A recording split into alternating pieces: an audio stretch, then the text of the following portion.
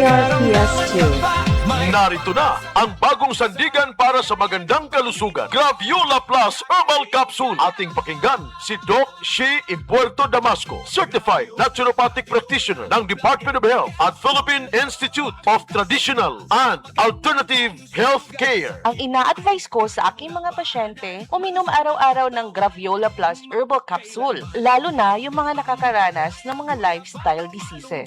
Pero, mas gagaling po tayo kung DRPS2. iwasan natin ang mga bawal na mga pagkain. Kailangang maibalik talaga natin ang healthy lifestyle at magpapawis araw-araw. Para manatiling healthy, umiinom na rin ako araw-araw ng Graviola Plus Herbal Capsule. Ibalik ang healthy lifestyle. Uminom araw-araw ng Graviola Plus Herbal Capsule. Produkto ng Nature's Meeting. Graviola plus herbal capsule.